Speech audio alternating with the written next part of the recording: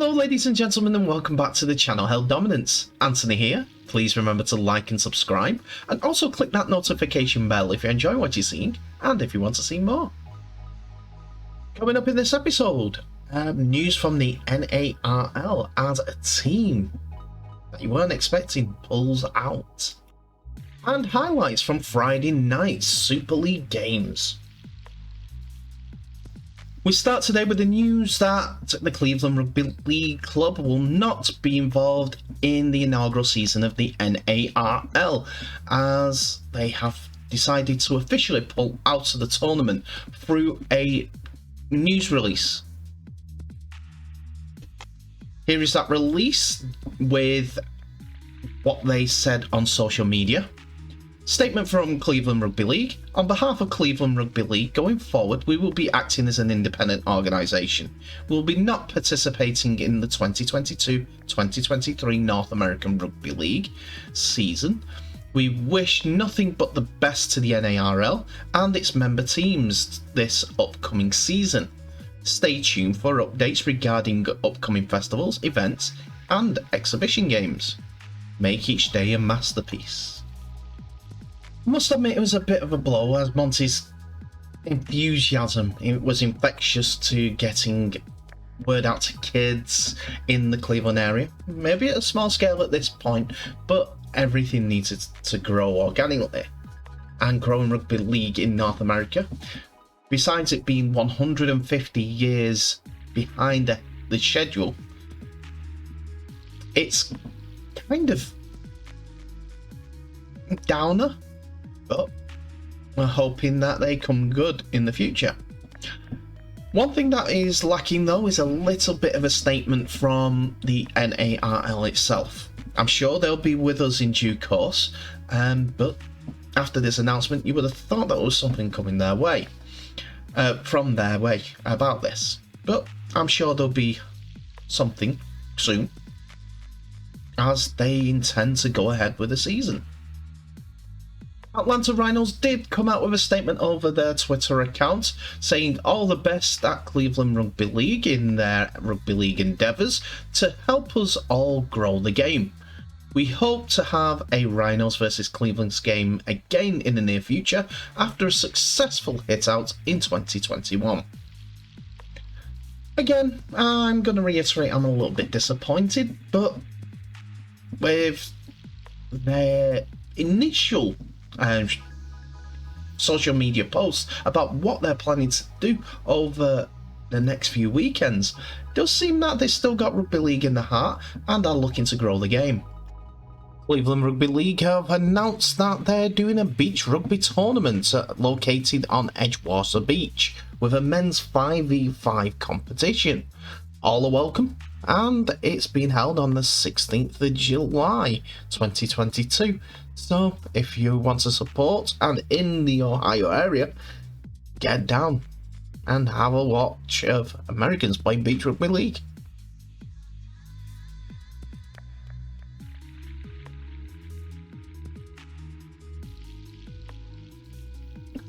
Let's now move on to today's rugby league fixtures, as there was 2 games played in the Super League, as Warrington Wolves faced Hull FC and Wigan Warriors faced the Toulouse Olympique. The first game is the one that was shown on Sky Sports, as Warrington Wolves played Hull FC at the Hallowell Jones Stadium, with Warrington languishing at ninth position despite moving up a place, even though they lost the game last time out, and Hull FC being in 5th position with 8 wins from their 15 games.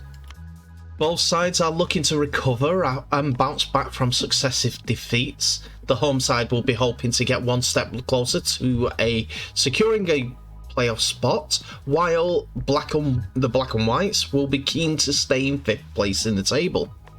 After announcing this week that Josh Reynolds had left the club, Hull FC coach Brett Hodgson revealed he would also be without Carlos Tuamavave and Jordan Johnson due to injury, with the former out for the season with an Achilles tendon issue. He ruptured it, basically.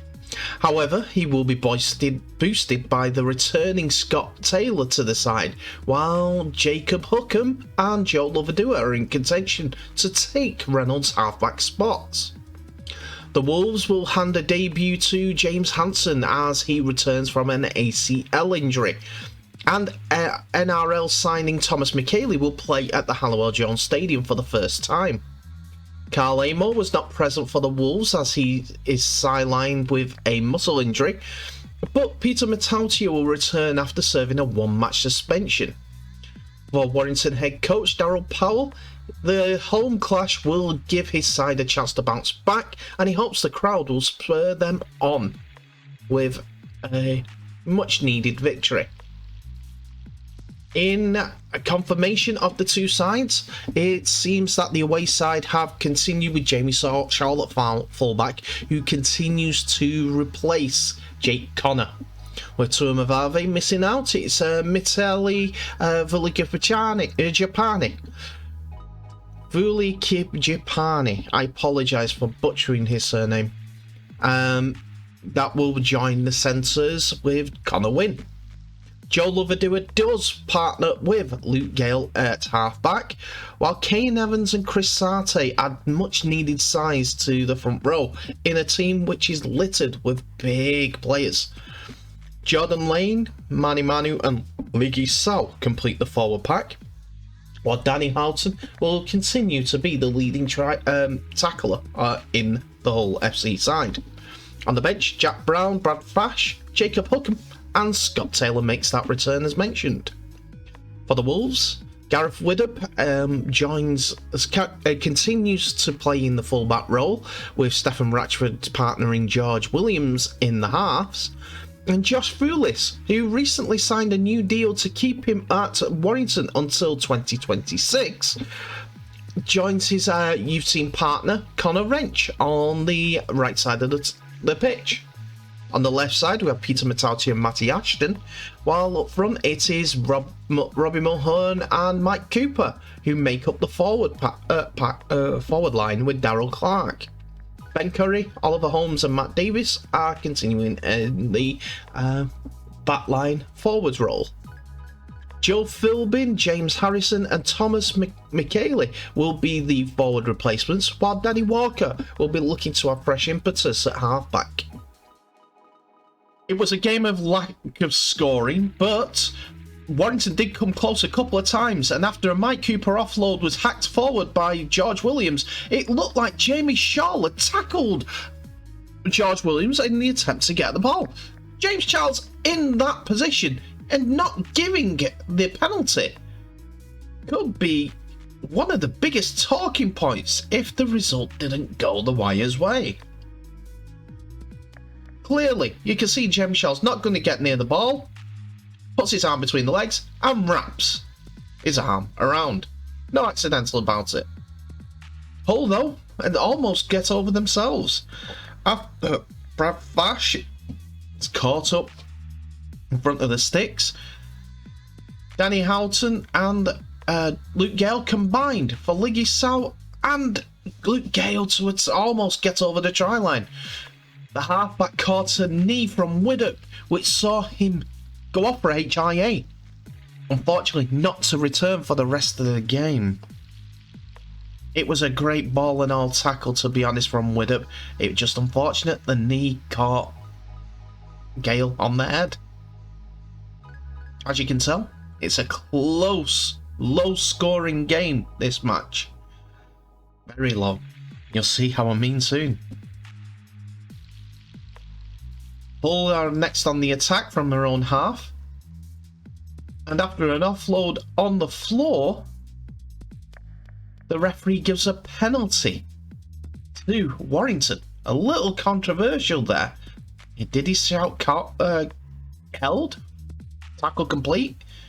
But either way, Stephen Ratchford had a chance to open the scoring on the 46th minute, which he did from about 31 metres out to give the Wire a 2-0 lead.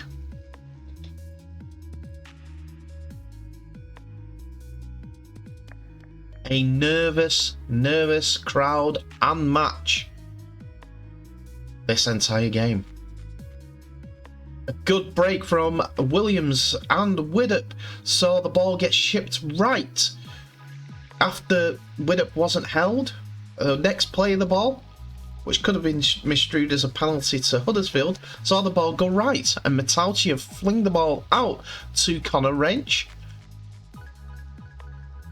And then Jack Foulis fling the ball left, dummied, and was held up over the line, keeping the score still at 2-0. That is officially the closest that we've been to any further points than a 2-pointer. Hull did attempt to attack on the return set, and Jamie Shaw tackled just before the line, but Hull get a penalty for offside. And Darnell McIntosh attempted to level up the scoring from a goal kick.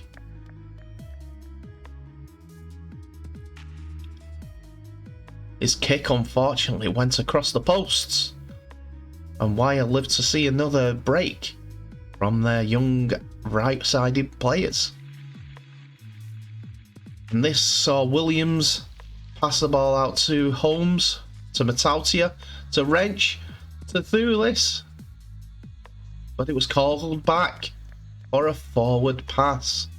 That was the referee, James Charles, that called the forward pass, even though on replays seemed flat to me and also the linesman. Here's another view of it. This pass here, little forward, so good call.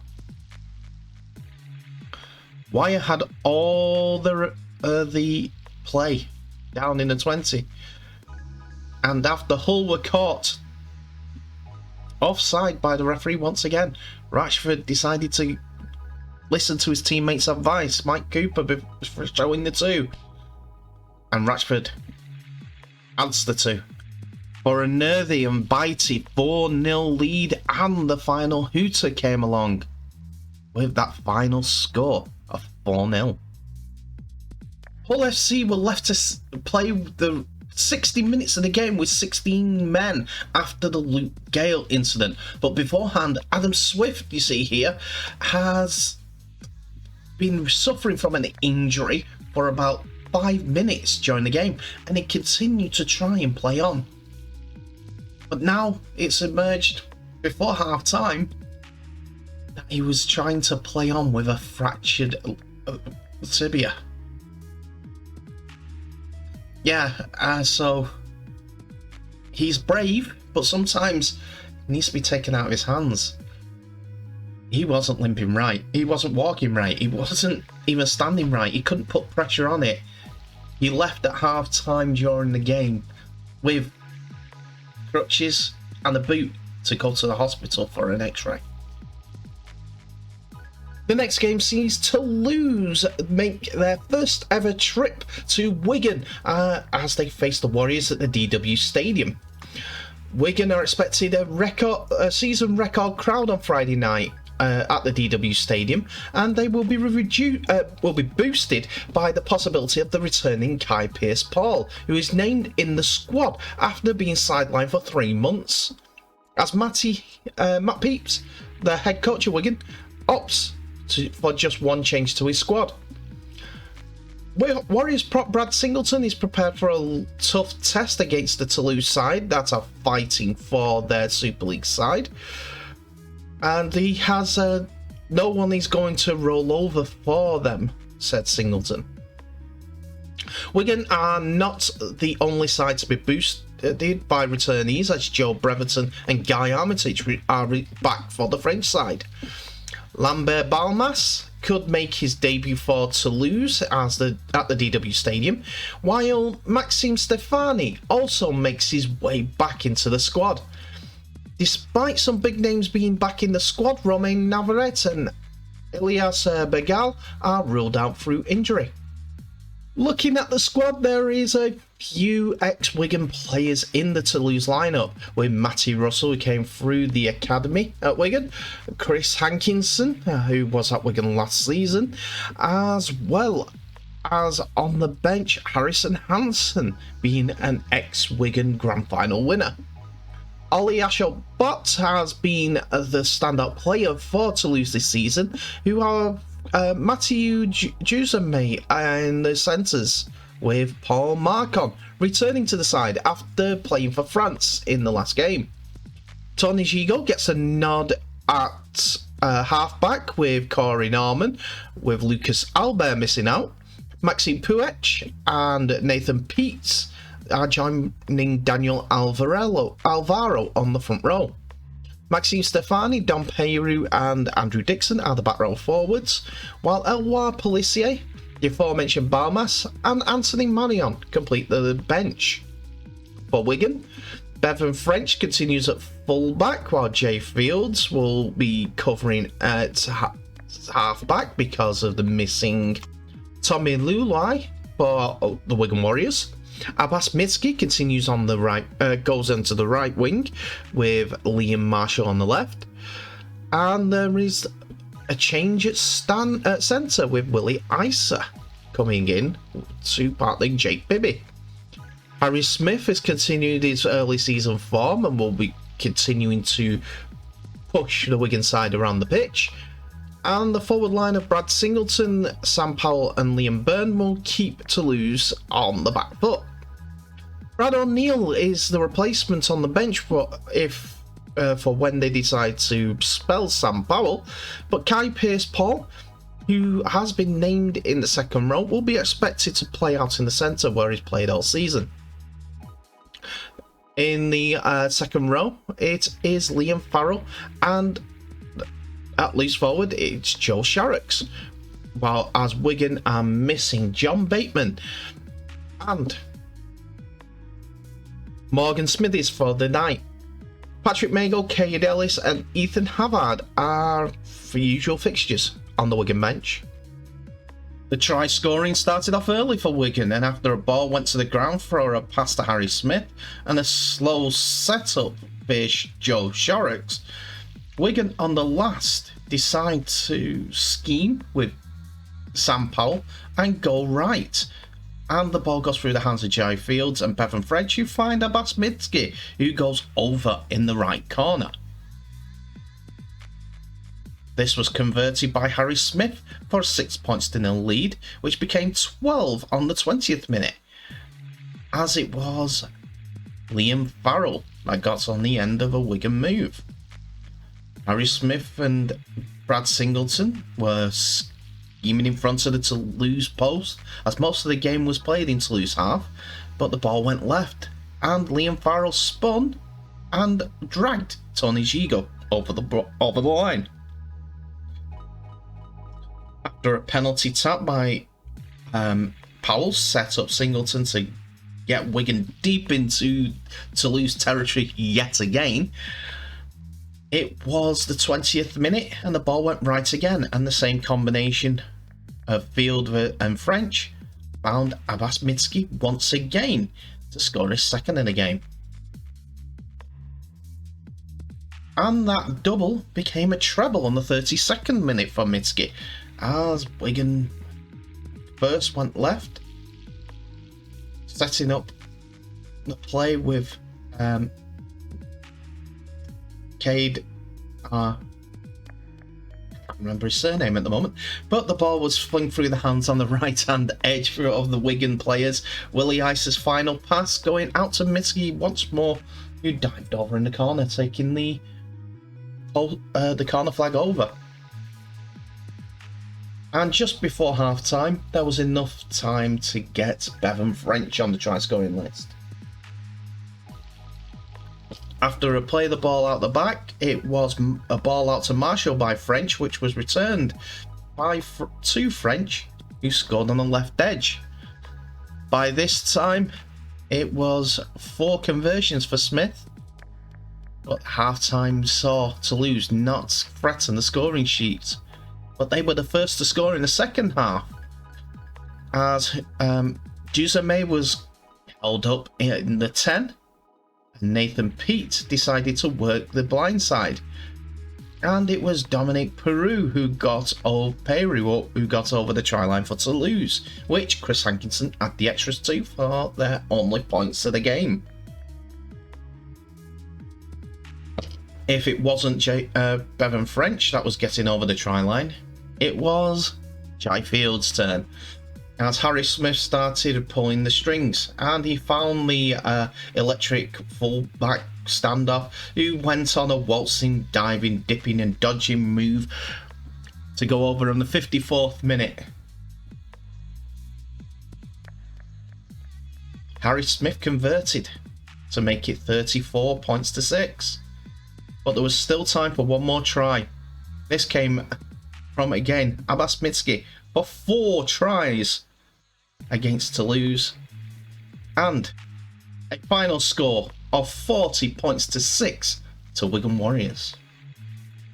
And that's it for another episode, ladies and gentlemen. Thank you so much for watching. Please remember to like, subscribe and share this video worldwide, as well as clicking that notification bell for any updates on new videos that may be coming your way. Tell me what your thoughts are of today's news stories. Cleveland Rugby League not part of the NARL.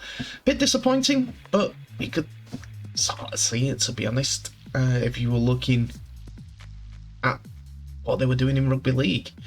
Not many full numbers, shall we say that. That's the rumour. Don't hold me to that. Wigan beating Toulouse. It's putting a bit of a stop on Toulouse's ascent up the table, but Wigan keep within 2 points of St Helens. With Catalans yet to play, they have moved into 2nd place. Not the best of games between Warrington and Hull FC, but Warrington come away with the much needed 2 points. They're on 12 points in the league now, and we'll go through the league table at the end of the Super League scoring fixtures, which would be Monday. Sunday will be the last day of games. Tell me in the comments below what your thoughts are and where teams are going to finish. In the meantime, thank you so much for watching. Please remember to share this video worldwide, and also to please stay safe. I wish you all the best, and I'll see you in the next episode.